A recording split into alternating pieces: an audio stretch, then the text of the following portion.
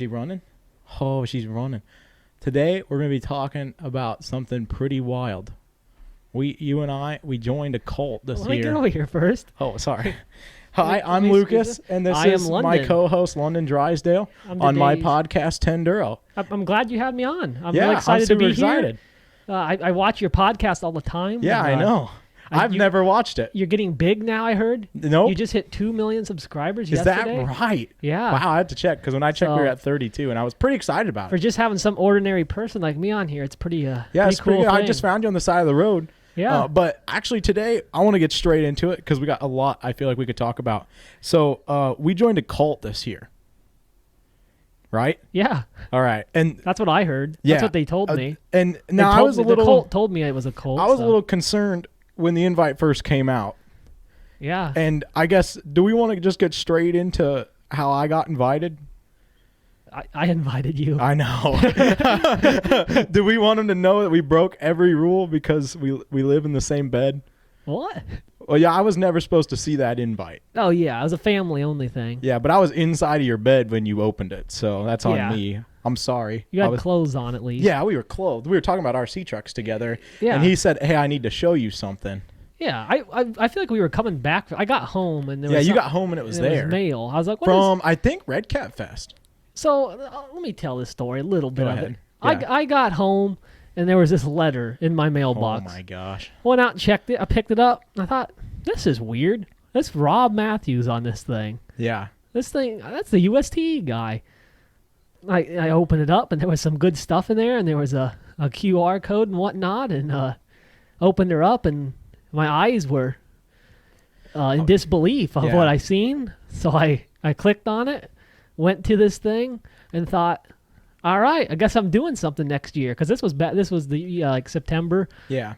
Last September. It was pretty late in the year for, again, like UST, it was pretty late in the year for us to decide to go to that. Yeah, and I looked into it and said, whatever, you could bring a family member, somebody that's really close. I said, I don't have any of those that are into RC. Yeah.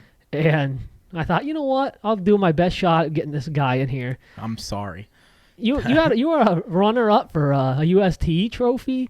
Somebody there liked my stuff. I didn't win anything ever, but they liked my stuff. But we went to this place. We went to we're not allowed to say where it is. We did some stuff. Yeah. We did some things. So I guess... All right, that's it. Thanks, everybody, for watching. Let's get away from the event for a minute, because honestly, there's really not much we can tell you about the event besides it was the best experience we've ever had, and we'll never be the same people again after. What's more important than the event for you guys, not for us, is the journey there and the journey back and the people. Yeah.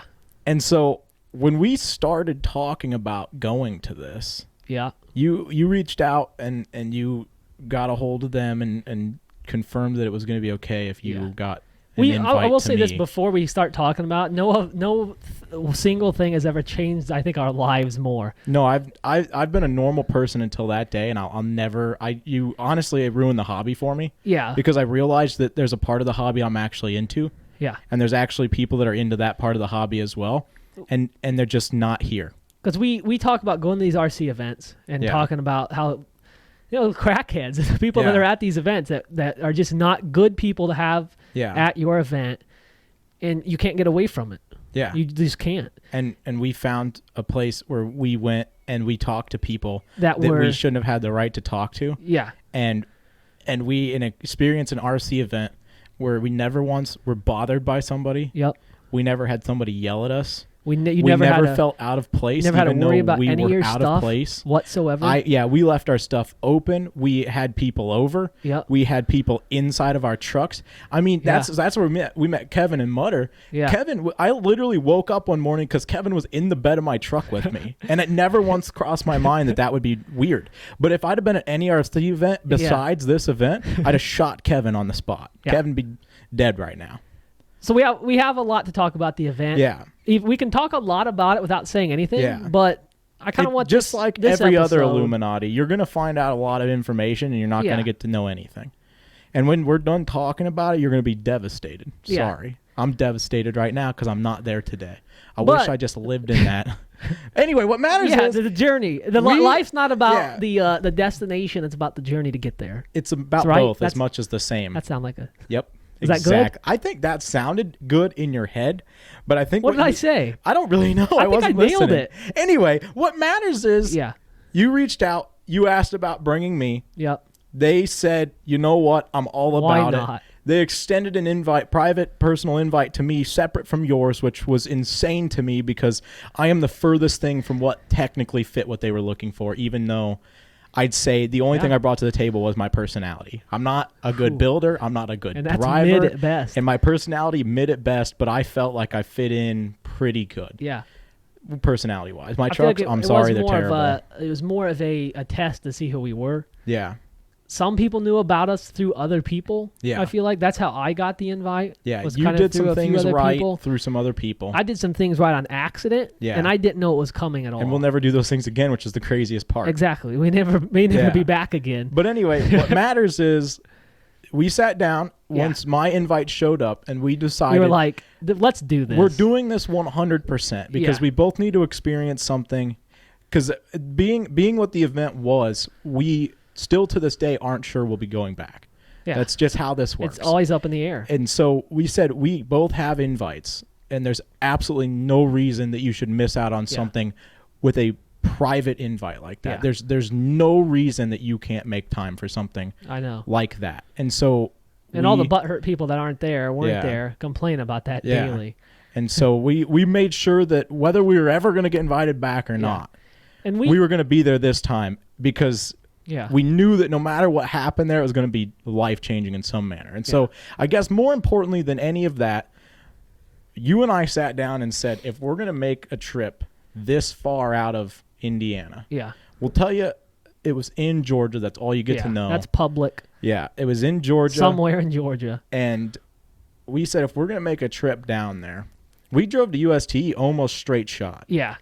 And it was terrible. One single truck. And we said, let's not do that. Yep. Let's make a trip of it. And so we left, what did we leave, Wednesday? Midday, I think. We left Wednesday. I think, Wednesday mid-morning. Yeah, Wednesday morning. Yeah. Yeah. Because you were still in Van Wert. I came to you. Yeah. That was right before. I was a week before. Yeah. No, that was a couple weeks before I moved. But yeah, you had bought this. You were confirmed on this, but you couldn't move in yet. Yeah, exactly. And so we left. Well, I left here. I was like, before we planned out what we were going to do a little bit. This is exactly how the planning went. Yeah. Hey, we should overland on the way there. Yeah. We're into that already. Yeah. Let's make a trip out of it. Yeah. Let's hit. We know we wanted to hit two places. Would be the North Georgia mountains on the way down, and before that, the Daniel Boone Backcountry Byway. Yeah. Those are our places we wanted to hit.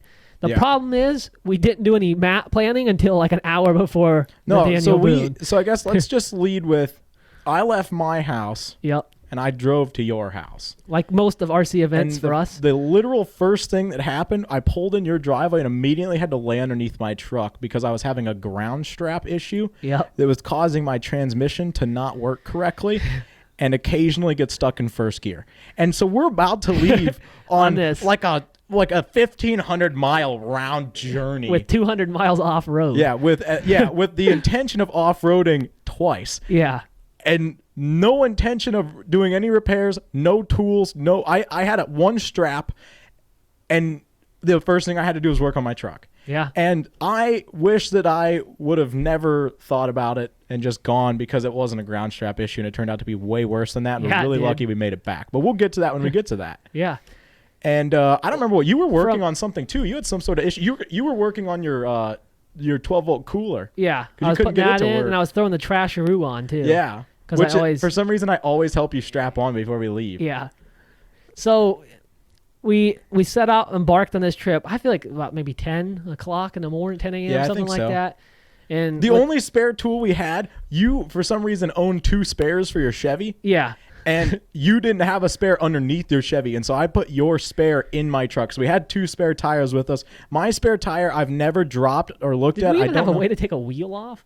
I think about yes, I actually have all the stock stuff in my truck. Jack. All right. I think I had a breaker bar. Yeah, I have the whole stock set up in there, but I didn't take all this. I had a snap-on impact and sockets with me, so we'd have been fine. Well, I think our main goal of that was to just like show everybody that you can overland without a freaking $100,000 rig. That was a big part of it. With all this stuff, we're going to take these stock Chevy pickup trucks. Yeah, I run a basically pretty much stock. It's been leveled, but like not like with a leveling 285s. Yeah, 285/70. So that's like a 33 basically. Yeah.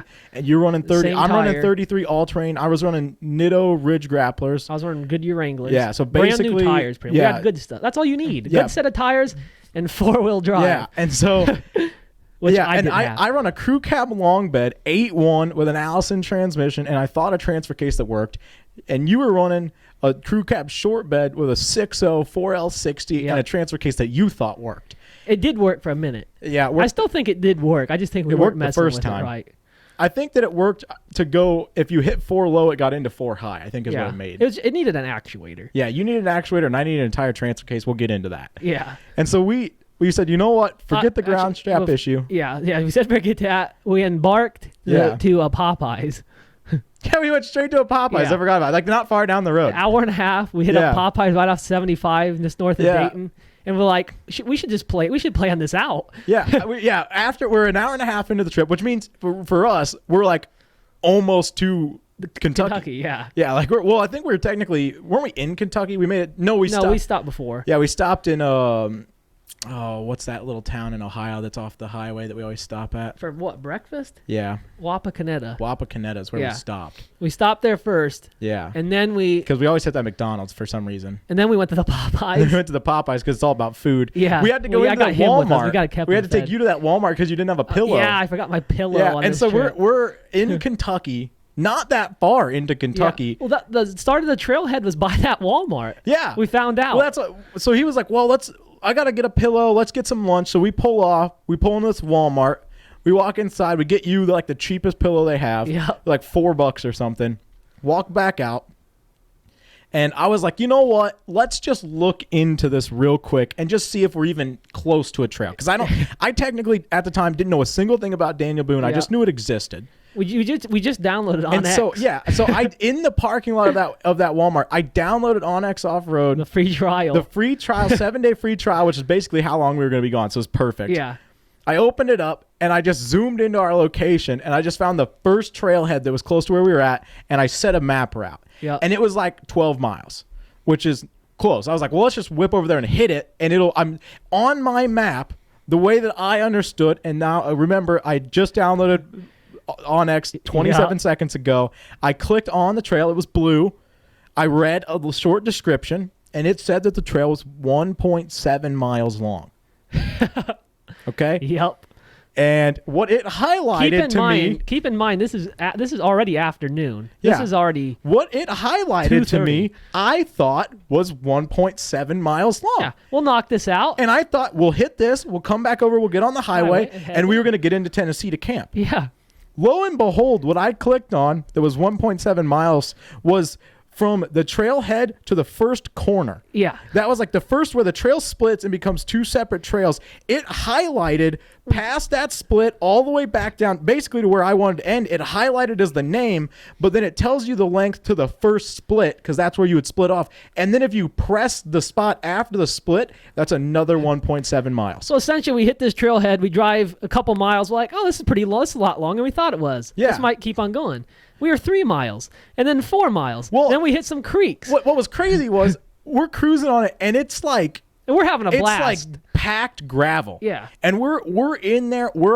I bought a GMRS system right before we left. I already had what is one. it? I can't remember what they are. Midland. Midland Minis, right? MXT 275s. Yeah. So I had set mine up right before we left. I had thrown some lights in my canopy because I knew we were both going to be working on trucks because we always do. Yeah.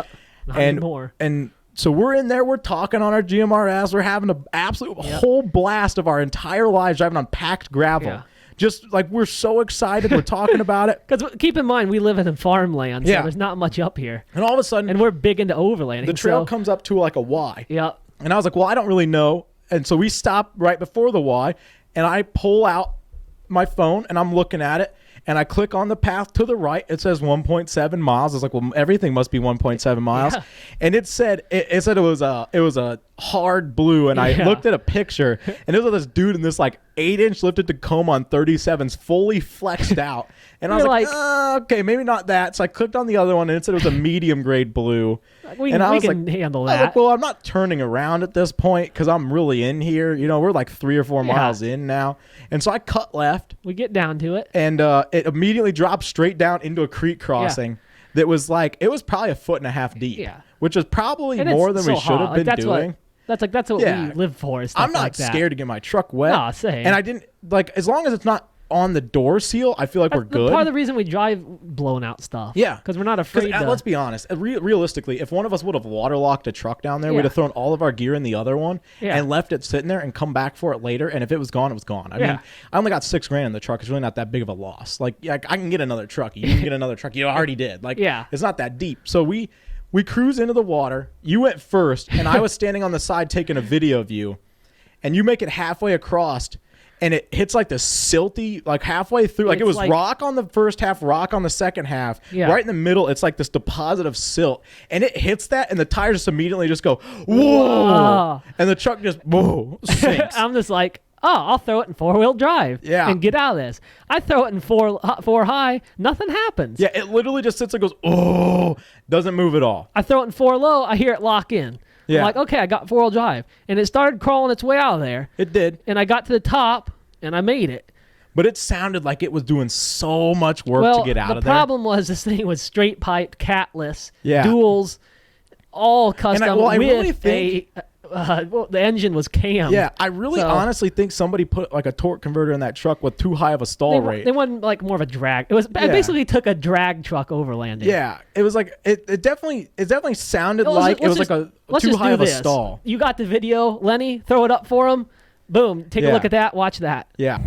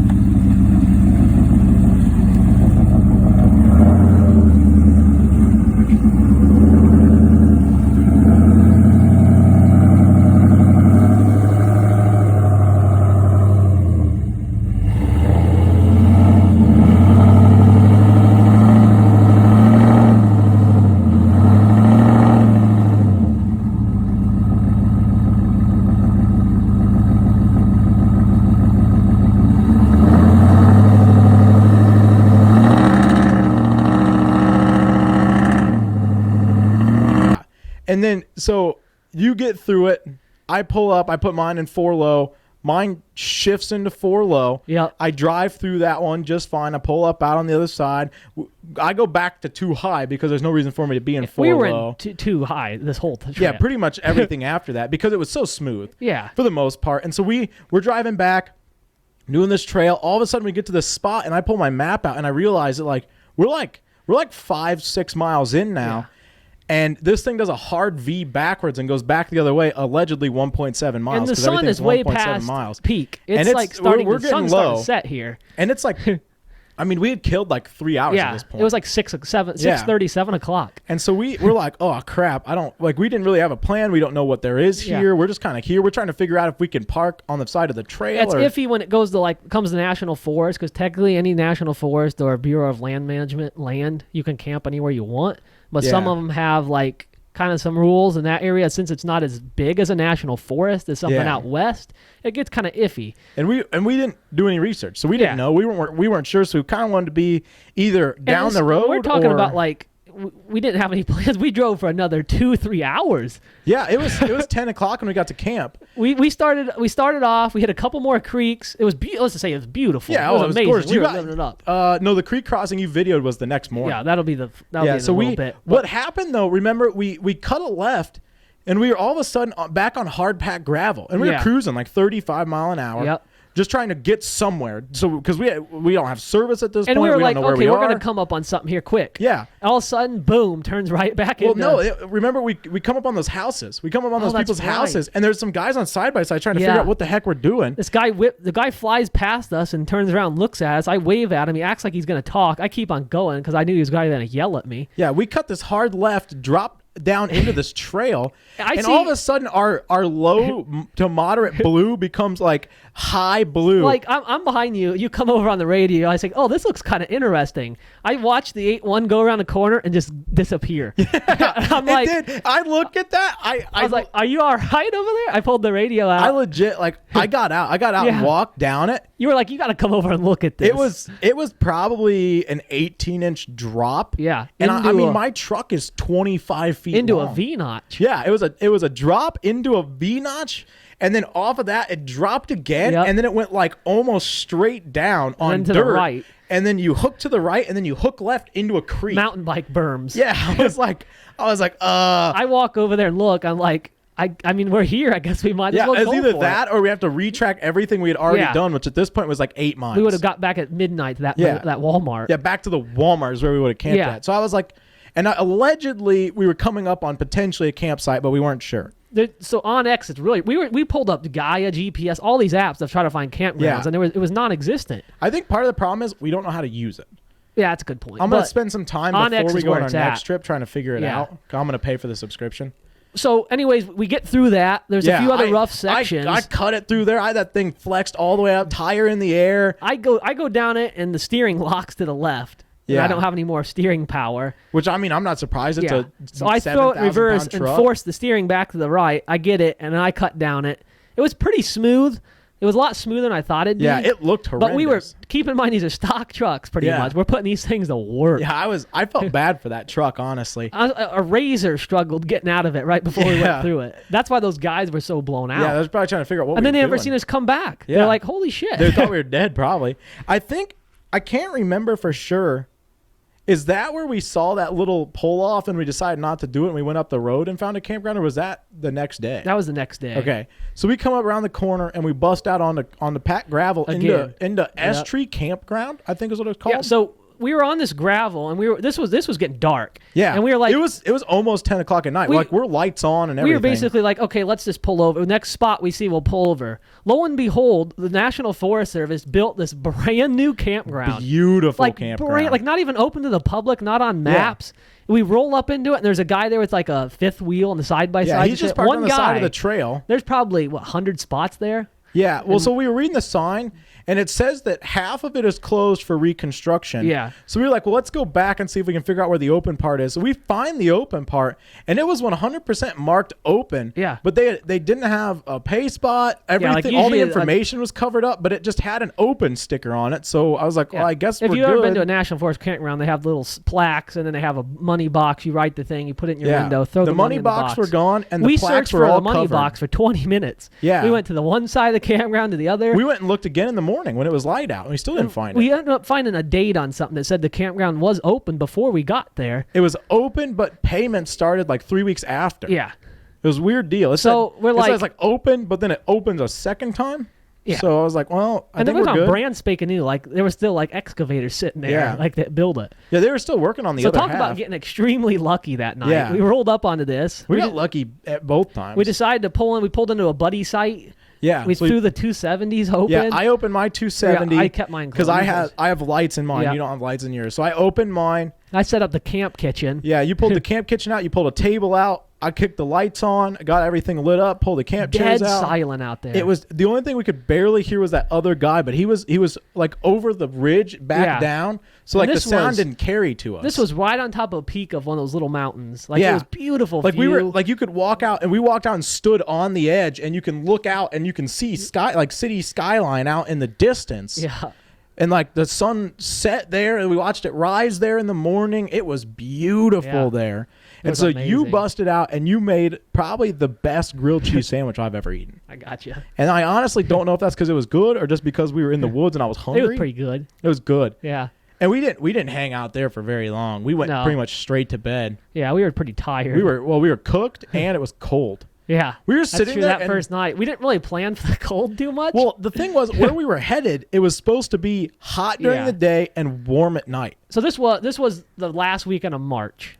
To put a time frame. So for some reason, we assumed that in Kentucky it would be 65 degrees Which at night in March. Which it was in the day. Yeah. But at it night, was 40 on top of a peak of a pretty good sized hill. Yeah, there was a nice breeze rolling that night. But crawled in sleeping bags. We talked to each other for a couple of minutes, and it was like, yeah, I could work, but let's just pack it and get out of here. Yeah. And so we packed everything back up. I left my canopy out in case one of us needed to do anything in the night or whatever. Yeah, hopped in bed, and I maybe was on my phone for 4 minutes before I was out like a light. Yeah. I woke up once because I was cold, and I zipped my sleeping bag up, and I woke up the next time I was warm, and I unzipped it. Yeah. And that was about the gist of that.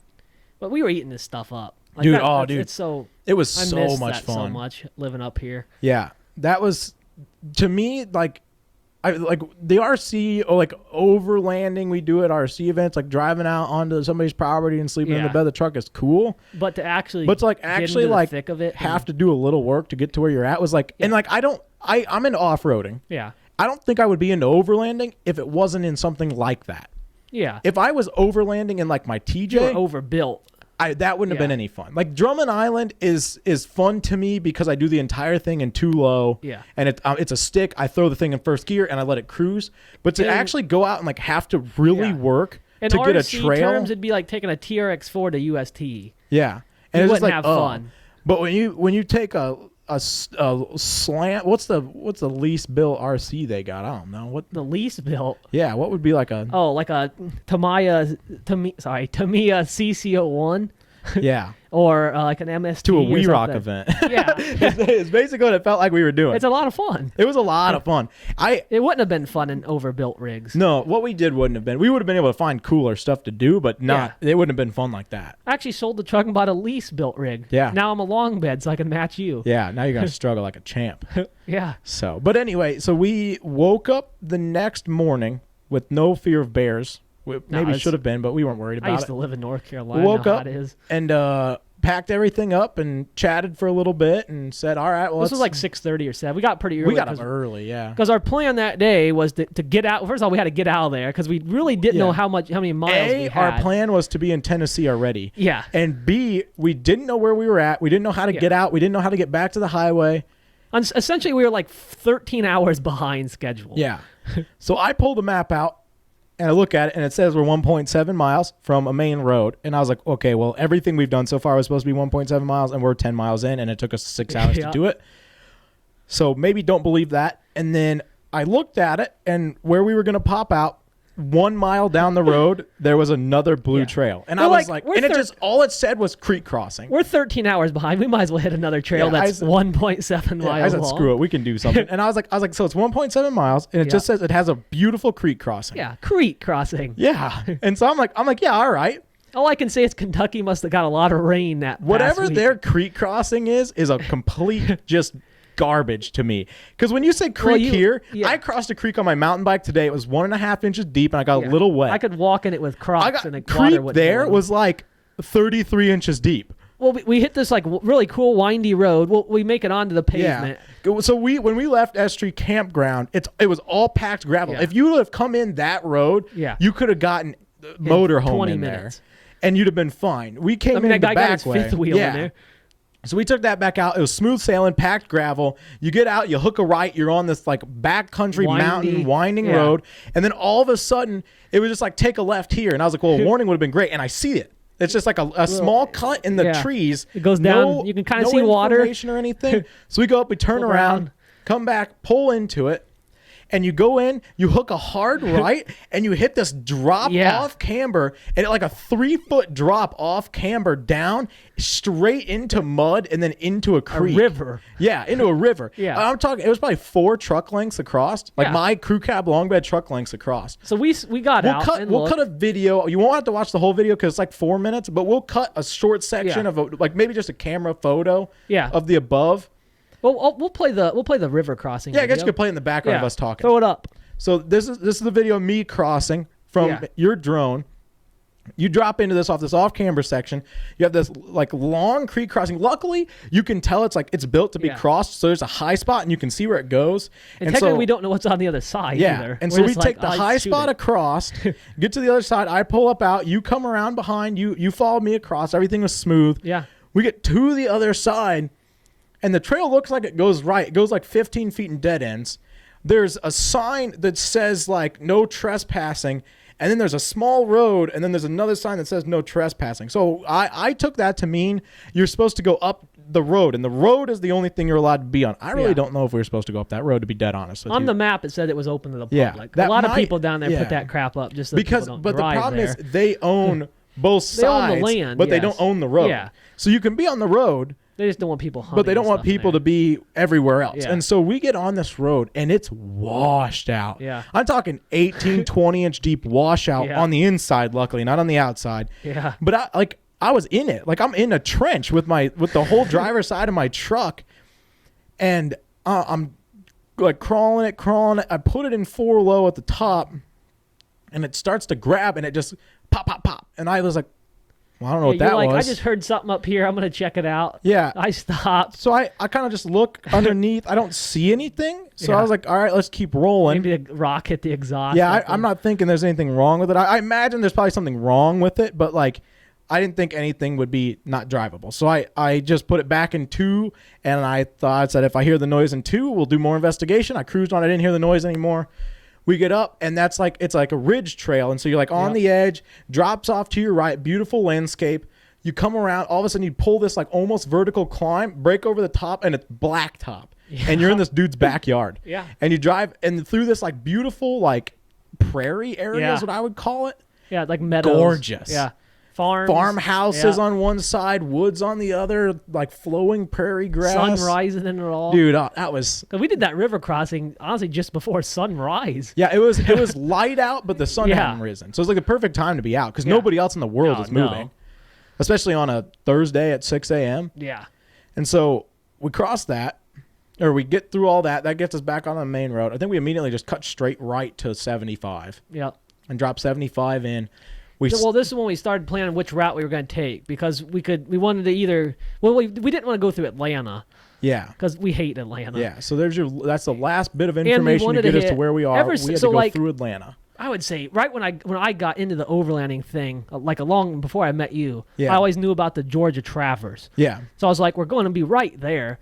We're going to have an extra day, well, kind of a half day. We gave ourselves an extra day from the beginning. We burned it. But we had technically still enough time to do some stuff. Yeah. So I was like, let's cut the North Carolina route. So we cut down to like Pigeon Forge and the Great Smoky Mountain National Park. Yep. We cut over the mountains. We went to a little... Do you remember we stopped at that gas station just across the border into Tennessee?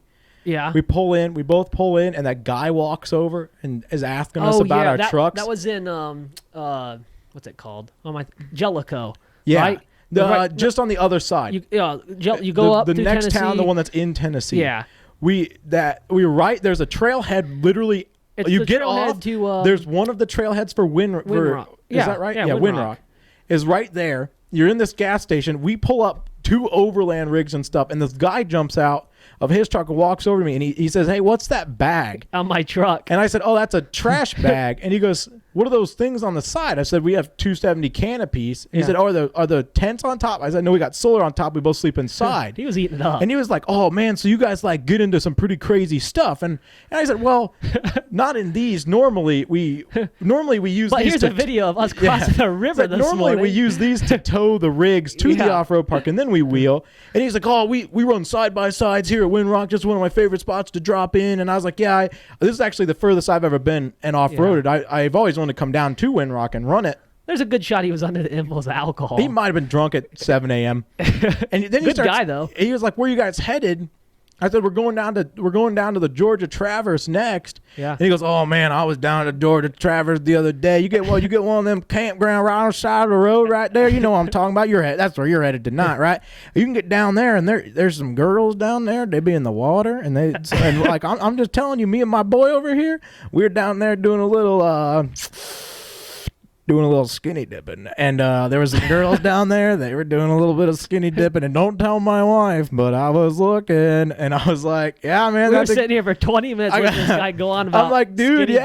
Dipping. I was like, where at? And he tells me hot springs. Yeah, remember he said there was a hot spring down there. He's like, you can get down there and you can walk like right into the jump straight into a hot spring. He's like, I get down there and they just start taking their tops off. He was like, we all go down there when we shower, right in them hot springs. Yeah, we get fully what am I supposed to do? Not look? We get fully naked. We shower right in there, and them girls come down. He's like, there on the beach. You boys got to come with us sometime. Yeah, he said, I'll give you the location so you boys can stop like, by there. We're good. We're busy. And I said, no, the crazy part is, man, I know exactly what you're talking about. We're camping there tomorrow night. But I told him that's not what we were doing tomorrow night. We're going to RC event, but I'm not to tell him that. Yeah, he was jumping balls. He was blasted. Yeah. So we talked to him for like almost 30 minutes about good guy, really. About stripping naked in front of women, which might be illegal. I don't know where you guys are from, but anyway, we got back on the highway. Alabama, probably. Yeah, we cruised down, and we stopped somewhere to get lunch, and I can't remember what it was. It was a chicken place.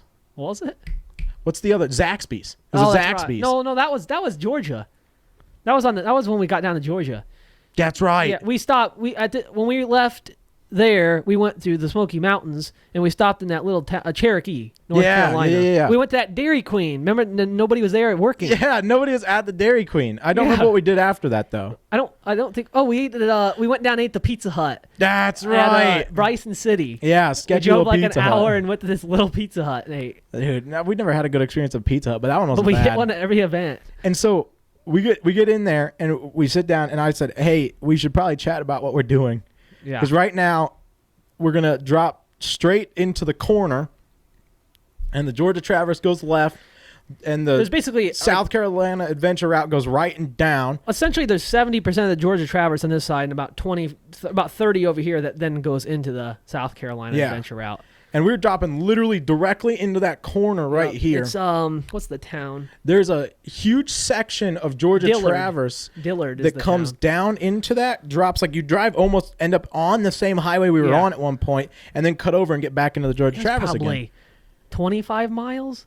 20? How long do you think how long of the section do you think we took?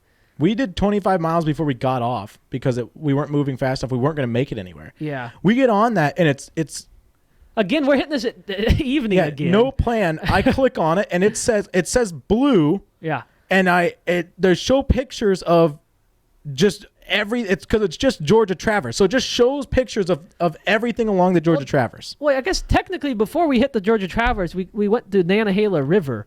And we hit that section. That was all part of the Georgia Traverse. That's where we got into. That's we got where into we it in hopped North Carolina, it. though. And then we cut down into with Georgia. the intention of driving something that I thought was going to be hard the whole way down. Yeah. Turned out that it will be hard in a couple of years, but currently it's still paved.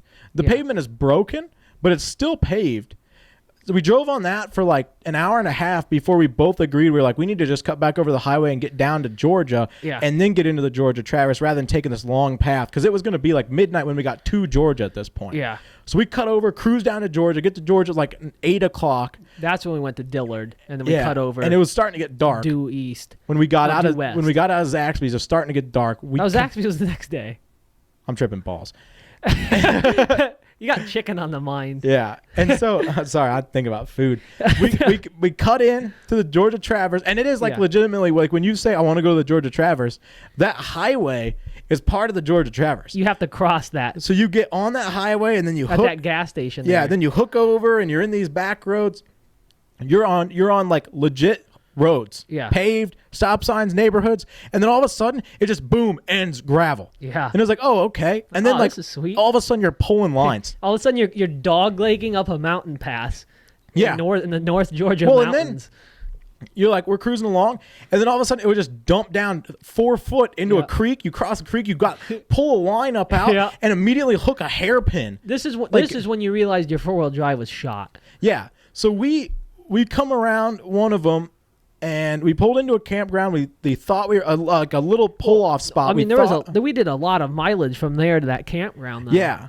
Like, because we were about halfway into that, and it was pretty much dark. Yeah. We didn't get that campground till 11 p.m. The one we actually stayed at. Though, remember when we pulled off to that little spot? We pulled off the little spot. we were sketched out because it smelled like pot around there. Yeah, we couldn't figure out. We pulled off. We were like, this would be perfect. Yeah. And we stood there for 2 minutes, and all of a sudden the entire place smelled like pot. There was probably a day old fire there. It wasn't that old. Somebody was just there. Was it overlanders? Was it homeless people? Yeah, it was cold, but it was still coals. I don't know. So we were like, we were kind of setting up camp, and we were like, let's just bail on this. We both looked at each other and said, "Is that pot?" We both said, "Yeah." I said, "All right, let's move." We don't like pot. You know that by now. And so we hook a left. We pulled the map up and we were like, where are we going to go? I found that one campground way over in Blairsville, but it was like 20 miles more of the Traverse. Yeah, we were going to get there at like 3 in the morning. That was our plan. We didn't know about any of those little campgrounds. Those weren't on X. No, those were on. Those were on there. And I don't know, again, might because we don't know how to use it. So essentially, we started trailing, and then we started running along the Tallulah River. Yep. That's where we started seeing more people and stuff. Little did we know it was a big fishing weekend that week. Yeah, and so there's a campground. Fly fishing. We pulled off into this tiny little unexpected. It was full. I guess let's go back. There was a spot we were in. Yeah. Where right after that little pull off that we decided this isn't for us. We were like 25, 30 more feet, and all of a sudden I'm slipping tires. Yeah. And so I was like, I'll just grab 4-wheel drive. And it just goes bang, bang, bang, bang, bang, bang, bang, bang. And I was like, oh. I look out the window and I'm so I slam it back into 2 and it goes away. I was like, okay. And so I was like, all right. So I back up a little bit. I bump through it. I was like, all right, something is obviously wrong. Yeah. So I called my dad. We just happened to have service. I said, hey, I'm sitting on the Georgia Traverse. I'm about 30 miles either direction from civilization right now. I'm having this weird issue. I got an ABS light on. I got traction control light on. Transmission, transfer case, axle. Something is banging. Yeah. I said, is there any chance that I'm having a traction control or an ABS issue right now because it got wet? And he said, pull the fuses and see if it goes away. I said, all right. I don't know how we had service right there was wild. It was the only spot I had service the entire day. It was perfect. Yep. So I pulled the fuses and I said I'm going to try to drive the rest of this trip without being in 4-wheel drive, just in case, because I don't want to break it. Yeah. But if I need it again, I'll let you know if I have any issues. He's like, all right, cool. I'll have my phone on. Just let me know. So we drive up the trail, and then we come across that first campground. Out of nowhere, we're cruising on. That road along that river was surprisingly rough. We started hitting those real little bridges. Yeah. And going like these little tight little one-car bridges, these tight turns, because you're literally right on the edge of the river. Yep. The road is washed out from the water running down the mountain across. You're doing lines on it and stuff. We passed a little fishing spot, a campground, like a 30-site campground. We rolled in, and it was full to the brim. Well, it was full, mostly full. There was 15 sites that weren't full, and they're all reservation sites, and they were all already reserved for the next day. So we were scared to sleep in them overnight and be gone before anybody was up, just in case. We weren't sure. At this is when I realized we got to find somewhere. So that's when I pulled up that other campground. Yeah, it was like 10:30, 11 o'clock. Like 20 minutes away, easy. Yeah. Because we would have had to break into that other section that crossed the river again. Yeah, which ended up being like 3 hours in the morning. Thankfully, about 5 miles prior to that first campground, there was a sign that said there was another campground 5 miles past that one. So we go up and we pass where we're supposed to cross. Yep. And we're like, oh, I looked at it and I said, we're not doing that in the dark because it was a raging river. We were deciding. We almost did. We were like, we might have to because there was a sign that said this other campground was closed for the season. Yeah. So we went up to it. And lo and behold, there was a sign there that said it was closed it opened up a month ago. And the sign back there was wrong. We rolled into this one. There was probably 20 people, 15 in this. Yeah, 15, it was. It didn't have any reserve sites, but it was the same amount full. There was Overland guys in there, and there was adventure bike guys. F-150. Oh yeah, adventure. Yeah, I remember the guys. adventure. There was 2 adventure bike guys with they were in hammocks, which was hot. Yeah, those are sweet. So we pulled in there. I think it was probably 10:45 when we got there. It was pretty late. Keep in mind, the truck that I had sounds like a NASCAR. It sounded like a jet boat.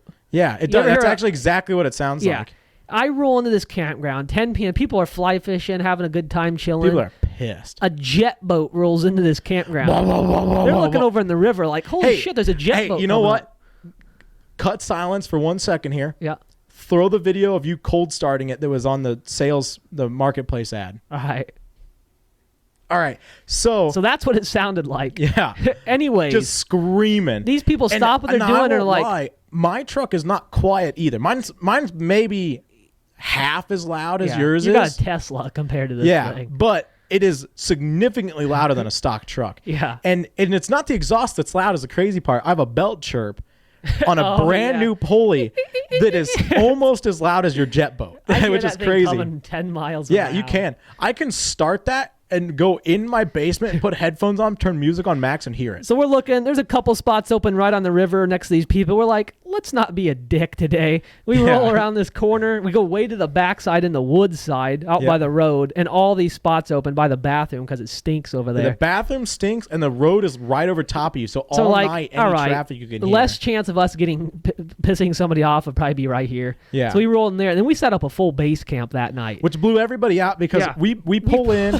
And we kick lights on the racks, pull the canopy out, get tables lights out. on the canopies out, pull RC trucks out. I'm building the Willies. You're working on the service truck. Yep. We're people are looking at us weird because we're over there laughing, hanging out, trying to catch up on. Those dudes rolled in with that homemade trailer with like a blown out Econoline van and stopped and rolled the windows down. We're like, what are these guys doing? They looked over at us and started talking about us, and we were just looking at them. We could hear exactly what they were saying. Like, those guys got RC trucks out what there. What are those guys doing? It's midnight. Are they working on RC trucks? Even though they're rolling in it. It was like, just walk over here and ask about it. Like, I'll tell you about what we're doing. We work till... We eat brownies. Yeah, we were eating brownies and cookies. We didn't make dinner that night. No, because we had eaten, but pizza. we were hungry. We had leftover pizza, which wasn't good. It wasn't. It was like the Big Shack or whatever one we got. It was not good. Greasy and whatnot. But just Shackaroni. Shout out our buddy Pat and his buddy Todd. We're big into Shackaroni pizza back in the day. Yeah. Huh. Huge into Shackaroni. They would always shout out Pat. When we used to mountain bike together all the time, now we don't do as much because Pat getting old now. We do it a lot. Yeah. But not with And Pat. Todd goes all the time by himself. But Todd's back when Pat was actually able to get on his bike, they would make jokes after every single ride. They'd be like, "You going to get a Shackaroni?" And he'd be like, "Oh, not today. I'm not feeling the Shackaroni today. I got to take my wife out to dinner." No, Todd. Oh. Todd was the one that was big into it. Same. Pat was big into making jokes. Oh, my gosh. Anyway, they switched that. It wasn't good. We finished the brownies off that night. We did, yeah. It's probably 2:30. Sorry, this doesn't make any sense to what we're talking about right now. I just remembered there's a Tupperware in the bed of my truck that has watermelon in it. I took the watermelon out, but it's your Tupperware. It belongs to you.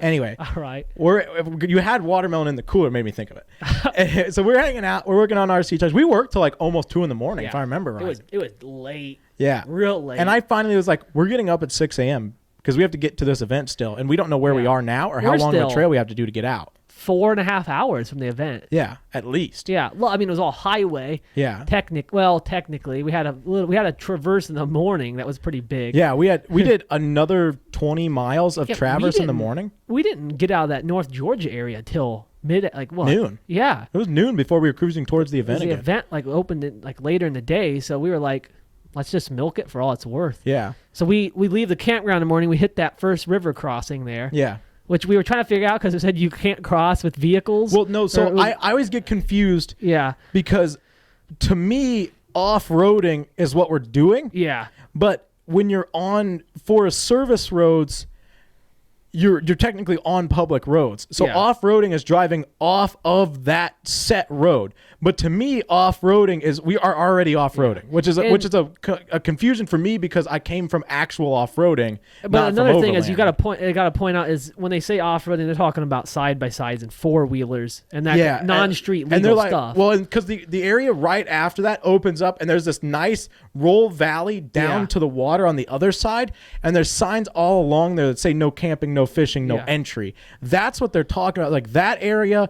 There's a sign that says you can't drive any further up the creek than this line. You can't park in the creek. You can't camp in the creek. I did some research when we got back on that. There are designated areas in between those no trespassing areas. Or those, where you can pull off? Camp. Designated. That's where that adventure bike was. Yeah. 5 miles He was in the perfect spot. Way down this. Yeah. He had a little one-person tent set up. Adventure bike. It was one of those fold out off the back of the bike. Yeah. Those really hot ones. That's cool. So that confused us at first. Stuff. That's more of a me thing because I forget that technically we're on road. Yeah. So we crossed this creek, and that the other side of that creek actually got pretty nasty. Yeah. There was some washouts, some V-notches, some rock lines, rock ledges. Yeah. We were doing all sorts of stuff. There was a couple of times I had to put it in 4-wheel drive. And there was one where it didn't work. I put it in 4-wheel drive and it just went bang, bang, bang. Like the other times where it banged, it would bite on every bang and it would move. On this one, it just went like the whole truck shook and it didn't move at all. And so I went back to 2-wheel drive, backed up, and I railed it. You were behind me. Yours at this point had finally stopped working at all. So I never tried it. You were just from when we left that creek crossing. I never put it in 4-wheel drive the rest of the trip. I was just railing it. Yeah, I was just hitting it quick. Yeah, so we're out there bouncing these crew cab big trucks in 2-wheel drive. Because I just wanted to prove that I could do it in 2-wheel drive. Yeah, the only reason I wanted to put it in 4-wheel drive, you got longer wheelbase. I wanted it to be in 4-low because the more torque. I didn't really need 4-wheel drive. I just needed more torque. Yeah, I was running out of torque on what I was doing, and I was full flexed out. I had a tire in the air. Like it was getting pretty sketch where I just had it at 4,000 RPMs. And like you could have heard that truck that day going up those trails probably on the other mountain. I'd say you could hear him. I would say you could hear him back on the highway. Yeah, and we were 35 miles from the highway. The most wild sound, dude. It's so loud, especially when you got it past like 2,000, 3,000 RPM. Driving behind it was horrendous. And the mountains is hot downshifting though through there. Oh, when we were doing those swivel mountains, and that was zoom back to like the trip down to the Gatlinburg. My brakes were getting hot. Yeah, your brakes were getting hot, so you're just sitting there. I'm in second gear, third gear, second gear, going down this hill, and those people were eating it up. I was going past like tourists in their cars. Yeah, they were just like blowing their mind. My truck. I don't know much honestly about the Allison, the 8.1, any of that. If you put it in tow haul mode, and you're not on the gas pedal, and the truck notices that it's rolling faster, it all of a sudden. I don't know what it changes. I don't know if it's a motor thing, a transmission thing, but it'll like, you can hear it like, boom, and then, boom. And it sounds like Jake brakes, like for a truck. It's not like loud like a semi, but it has that same feel of like all of a sudden something moves and the motor changes pitch, and all of a sudden it just like, it starts dropping speed immediately. When you jump up to that 2,500 package. Yeah, I know it's with the Allison. I know that comes with that. The Allison is the thing. Combo with that. Yeah, and so I don't know what it is specifically. Yeah. Somebody way smarter than me probably knows, and I'm just stupid, and it's just normal tow haul stuff. But it legitimately like. The RPMs change, the sound of the motor changes, the way it drives changes. Yep. And when you hit the gas pedal again, everything, you could hear everything like, boom, boom, and it like, it comes back out of it. And all of a sudden the RPMs change, and then the transmission shifts back into like a normal gear and it starts driving. And so mine was just, I'm back there just like engine braking this thing. Was that before? You had this kick out, right? Then the kick out exhaust. Yeah, or was that before. Yeah, I had the bed exit. Okay, yeah. And so it was. That's why it sounded. I left the window cracked, the back window cracked just a little bit, so you can hear it. Gargle of it. And it gargled pretty. When good I'm done, it's gonna be. I'm gonna fix it next weekend. It didn't have enough. Yeah, so that forced it to do that. I ran out of time to do my exhaust, and so I ended up going. It's a dual 3-inch, and then it came to 3.5-inch. I didn't have time to get it all done. I needed an exhaust done before we went because I didn't want everything in the bed to smell like fumes. Yeah. And so I went dual 3-inch to single 3-inch, which is not enough for that truck. That truck is putting out way more exhaust than that. Yeah. Next weekend, I'm going to do true duals out that same side. They'll both dump out the bed side on that side. Yeah. I'm going to fix that. And I'm going to take the muffler out. So it'll just have those the little like the 4-inch resonators. That's all it'll have. So then it should yell a little bit more than it does. Because right now, it sounds like it's yelling through a mask, which just makes me mad. Because masks make me mad, so I don't want to hear that garbage. Yeah. Right now, it sounds like it's panting and somebody's got its hand over its mouth. Yeah. So I'm going to get rid of the muffler. I'm going to run duals out the side with just those resonators. Because I know those resonators sound good. Yeah, they do. And that'll give it, the resonator at the tip there gives it the perfect crackle. So it'll be hot when I'm done. Yeah. But anyway, yeah, you're overheating. I'm having a great time. We're doing all sorts of crazy stuff. Those trucks put the absolute work. Oh my gosh, I couldn't be any more never thankful had for what that truck other did.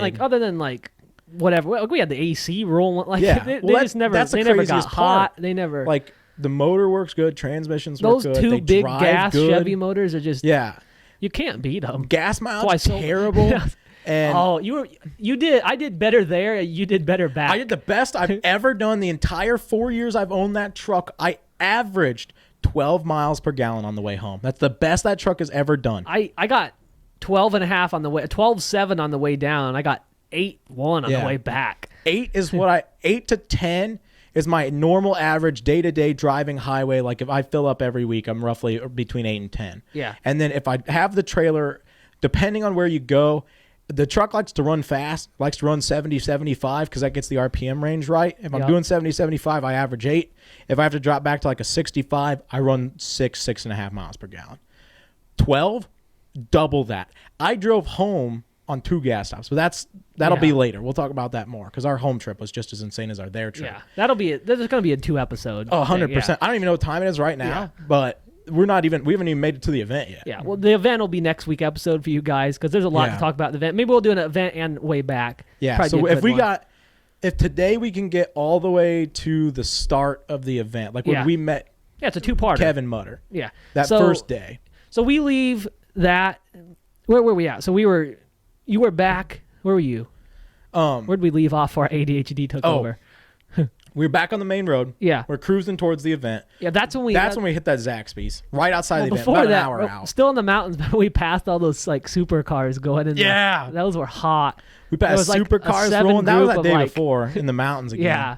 That was hot. Like nice, like Porsches, Lamborghinis, like good super. Not like C7 Corvettes. Like we're talking like Porsches. Yeah. Like slammed with the wings, body kits, McLarens. Like a pack of like 8 of them and they were hauling. Oh yeah. I thought we were moving fast at 45 and a 30. That's so cool. And those guys went by probably 80. That's so cool. That was so hot. So you remember we stopped at that weird little grocery store, that Food Mart, because we were picking up mixers. Food Mart. Oh, wait. I don't remember where we were. It was we got Zaxby's. We went up the road to that Food Mart and walked inside to pick up mixers. Yeah. And you needed something. You needed super glue. Because the only thing they didn't have in that Food Mart was super glue. Could have bought any other type of glue, other thing. That place was weird. We got to Georgia. I didn't realize how I was scared. How everybody down there somehow is still terrified of. Nobody in Georgia's real. Every single person in Georgia had a mask on. It scared the living shit out of me. We literally walked inside and said, all right, this has to be quick. We grabbed mixers, we looked for glue, we paid, and we left. Yeah. And you paid, and that lady thought you didn't. Yeah, I got yelled. We get yelled at everywhere. You literally walked up, scanned the stuff, swiped your card, it dinged, the receipt printed out, and then she said, I need to see the receipt. She watched me pull it out of the machine dead straight like that. Yeah. And then she said, I need to see a receipt, sir.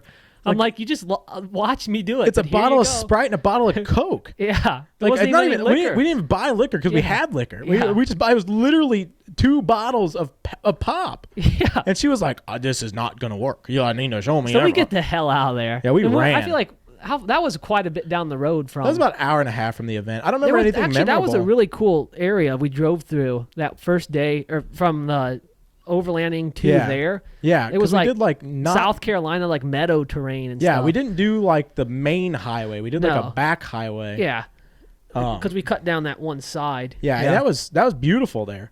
That was really nice. And then, I guess at this point, I can't think of anything that happened before we got to the event. Well, this is when we got like almost to the event, and you pulled over because you couldn't get out of first gear or something. Oh yeah, I on top of the issue that I was having with the banging. Yeah, I've had this issue on and off now for 2 years. Now it's been fixed. It was because of the banging, which we'll get into at when I return home. Yeah. The end section. I had this issue where occasionally the truck would throw an engine code and it would stop shifting. It would go into limp mode. Whatever gear it was in is the gear it was in. And the only other option was park. Yeah. And so I would have to pull over. I'd put it in park, shut the truck off, key on, clear the codes, shut the truck off, shut the key off, turn the key back on, wait for like 5 seconds, and then start the truck, and everything would reset, and it would be fine again. Yeah. I had this issue, I'd say maybe once every 3 months, pretty consistently. It was normally like at a stoplight, so it would be first gear. Sometimes it would randomly throw it cruising down the road and be stuck in like third, which was what I preferred. Yeah. Because I could keep driving in third. Well, we pull up to a stop line to turn left. I take off from the stop line in front of a car, and it just gets stuck in first gear. So I immediately just I dropped. Well, I was ahead of you, and I was like, I didn't see you anymore. You turned off and took off, And I heard you on the radio a little bit say I'm pulling over. Two and then cars went by, and then I was like, I'll just jump out in front of this car because I know this thing's got the sauce. Yeah. I jump out, I slam the pedal, it goes up and it goes whop ba ba, and I'm doing 18 mile an hour because first gear's quick. And this guy's rolling on me, so I rip into the ditch, throw my flashers on, literally drop into somebody's like ditch in their front yard. Yeah. And I don't see you anymore. You kept breaking out in the radio. I was like, "Are you good? Are you good?" And I was just like, so I flip around. And like I'm 5 miles ahead of you. Yeah, you were cruising because the speed limit was like 60. Yeah. And so I quickly I wasn't too worried about you getting out in front of me. Yeah. But like I've done this so many times that I was like, I shut the truck off. I hooked my phone up. As soon as I noticed it, I already had my phone in my hand and unlocked. So I got into the ditch, slammed it in park, shut the key off, turned the key back on. I was already connected to the Bluetooth. I swipe over because it's all on an app. Mine's on an app. I swipe over the scanner. I open it up. It's the same. Throws the transmission code. I cleared it, shut the truck off, start it back up, and I put it in drive and I took off. Yeah. And all of a sudden I see this super hot crew cab short bed, Overland Chevy coming at me, canopy on the side. And I see he's got GMRS, so I whip my radio. I said, "Hey, whip a Yui. I want to talk to you about that hot rig." And he's like, "All right, cool." So I pull off into another parking lot, and I just pull up like right to the exit. Yeah. And so you went by again. Yeah, I came back for you. Yeah, which I love. You went down, you turned around, you came back. As you came by, I pulled out behind you. I got in behind you. We kept rolling. And I think that was like 10 minutes from the event. Yeah, that was very close. That last section getting to the event was like the craziest thing. You remember that town was like at the weirdest town square we had to drive through? Yeah, that was some weird and stuff. And we won't give you too much information about any of that so you don't know where it was at. Yeah. A weird town square, weird little town, crackheads everywhere. There was a guy robbing a car store. Remember that guy ran in? He was getting his car worked on, I think, but it looked like he was robbing There was the place. a lot of Indians or something. Like not like marathon Indians. No, like I was just confused. Yeah. It was not what I was expecting when I got there. Just same as what UST was. The town it was in was sketches get out as well. Florida is a so Gainesville. We get there horrible. And there's signs out front and pointing you in the direction. Yeah. And if you didn't know where you were going, the signs would have scared the heck out of you because literally just the Illuminati symbol on a sign. And there's some of them just say Illuminati on it, which is awesome. Yeah. And so you get in, and all of a sudden you pull around on this road, and there's just a small like cut break in the trees, hook into that. And you're overlanding. I was like, we just did this. You pull back, you pull in lines, you drop down in this little grass field. Yeah, and boom, all of a sudden there's some RC people out here. Yeah, there's we see vendors and I think we're the second people to show up that weren't vendors because it was literally Kev and then us. No, the Exo Cage guy was there. But he was a vendor. Oh, yeah. He was set up anyway. So I assume he was there earlier. Kev wasn't around. No, Kev was the one that flagged me where to go. Oh. When we pulled up, Kev was standing up front talking to RC 11 addicts. Charlie guys. And 11 Charlies who was talking to, that's right. And he I pulled up and kind of slowed down, and he just kind of did a wave, and he said down. He said go down there, and he just said Toyota. I said, all right. So I drive down, I pull in, I park. I'm pulled in the jet boat. Yeah, you pull in next to him. Yeah. I pull in next to you. We open our canopies so we make sure that they just barely touch because they said there's not a lot of room here. We need to keep them tight. Yeah. So we open our canopies so they touch, which is as tight as we can get. We do this on a regular basis. Yeah, we're a quarter inch apart. And so we park, we pull our canopy out. You pull your canopy out. We get them anchored down. Leave the walls off for now, and I think we'll cut it right there. Yeah. What's coming next week is so we'll talk about the event itself. As far as what it did to us, we'll give you some information about what it was. Yeah. What we won't really give any information about why or who or when or where. There's a lot of good stories. It's a lot of but we'll talk about what. Yeah, it's a lot of just about the hobby too. Yeah. And how we've changed since then. Yeah. And then we'll talk about our journey back. And the journey back. And then I'll give you the rundown of what happened to my truck. So cut this because I know we're right at an hour. Yeah. And then we'll go right back into it. Yeah, we'll just do the other half now. All right. Cut. So see you people next week. Yep. See you again. I'm Lucas. He's London. This is my podcast that I do solo and I have no help. Thanks, Lenny. Shout out to your